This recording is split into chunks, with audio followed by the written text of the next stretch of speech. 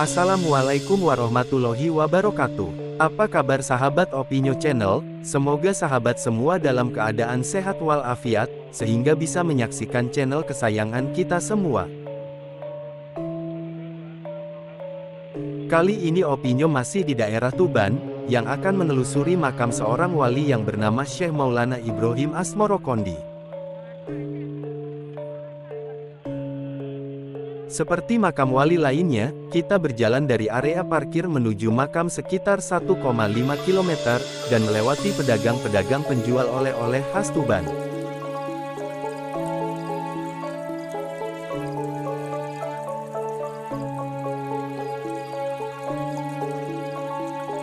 Syekh Maulana Ibrahim Asmorokondi atau Syekh Ibrahim As-Samarkandi adalah seorang ulama besar dan tokoh penyebar agama Islam yang dipercaya sebagai ayah dari Sunan Ampel, salah satu wali Songo.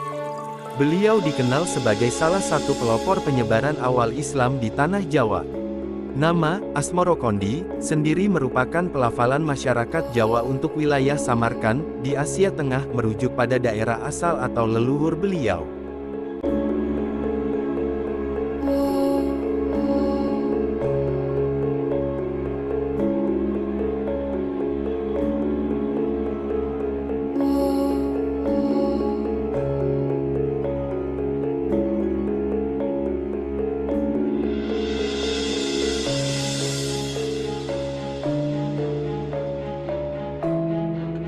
Kita masih melewati jalan yang dipenuhi pedagang oleh-oleh khas Tuban, ada jajanan, kue, kaos bergambar wali dan ikan hasil tangkapan nelayan sekitar Gesik.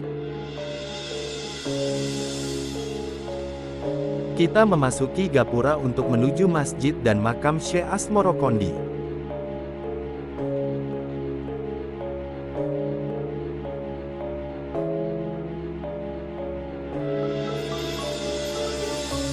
Kita tiba di gapura pertama Paduraksa Kori Agung, di kompleks makam Syekh Maulana Ibrahim Asmorokondi, Tuban, terletak di depan area masjid.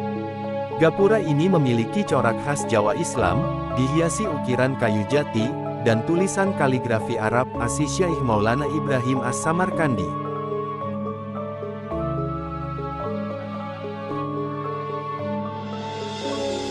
Di area masjid juga terdapat sumur asli peninggalan Syekh Maulana Ibrahim Asmorokondi yang masih utuh dan terus mengeluarkan air. Syekh Maulana Ibrahim Asmorokondi, Sayyid Ibrahim Zainuddin Al-Samarkandi, adalah seorang ulama besar keturunan Nabi Muhammad yang berasal dari Samarkand, Asia Tengah. Beliau dikenal luas sebagai ayah dari Sunan Ampel dan merupakan salah satu pelopor penyebaran agama Islam tertua di tanah Jawa. Silsilah dan garis keturunan. Nama lengkap, Sayyid As-Syekh Ibrahim Zainuddin As-Samarkandi. Asal wilayah, Samarkand, Kekaisaran Timuriyah kini wilayah Uzbekistan. Orang tua, putra dari pasangan Sayyid Jamaluddin Akbar atau yang dikenal Syekh Jumadil Kubro, dan Fatimah. Garis keturunan, merupakan keturunan ke-9 dari Nabi Muhammad. Syekh Asmorokondi berdakwah di Kerajaan Champa Kamboja selama sekitar 13 tahun, berhasil mengislamkan raja, serta menikah dengan putri raja bernama Retna Dia Asmara. Dari pernikahan tersebut, ia dikaruniai putra yang kelak menjadi tokoh wali Songo, yakni Raden Rahmat atau Sunan Ampel. Beliau datang dari Samarkand, Asia Tengah untuk berdakwah. Setelah sukses mengislamkan Raja Champa, ia diangkat menjadi menantu dan tinggal di wilayah Gunung Sukasari. Syekh Maulana Ibrahim Asmorokondi dikenal sebagai sosok wali leluhur tertua yang diyakini memiliki berbagai karomah kesaktian. Karomah ini merepresentasikan kekuatan spiritualnya dalam menyebarkan agama Islam di wilayah Tuban dan sekitarnya. Berikut adalah beberapa karomah dan kisah yang melekat pada beliau dalam cerita rakyat. Menundukkan penguasa tanah Jawa. Menurut legenda, tujuan awal Syekh Asmorokondi datang dari Champa ke tanah Jawa adalah untuk menemui Raja Majapahit yang menikahi adik iparnya, Dewi Dwarawati. Konon, sebagai ulama besar keturunan Rasulullah, beliau memiliki kewibawaan dan ilmu spiritual tingkat tinggi yang membuat penguasa tanah Jawa segan, memungkinkannya berdakwah dengan aman di wilayah pesisir Tuban.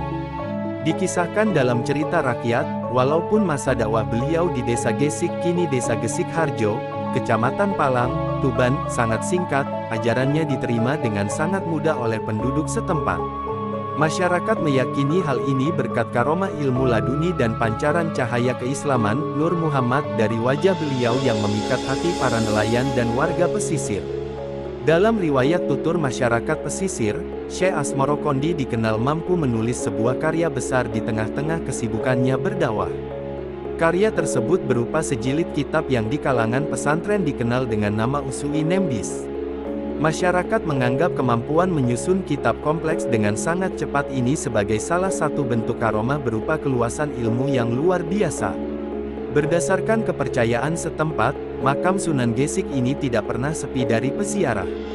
Cerita rakyat yang berkembang turun-temurun meyakini bahwa makam beliau memiliki tuah dan karomah untuk mendapatkan berkah keselamatan saat melaut bagi para nelayan. Mempermudah terkabulnya doa, sehingga peziarah selalu ramai memadati lokasi, khususnya pada malam Jumat. Itulah sejarah dan cerita Syekh Maulana Ibrahim Asmoro Kondi, seorang wali penyebar agama Islam. Semoga menambah wawasan sahabat Opinio Channel. Assalamualaikum warahmatullahi wabarakatuh.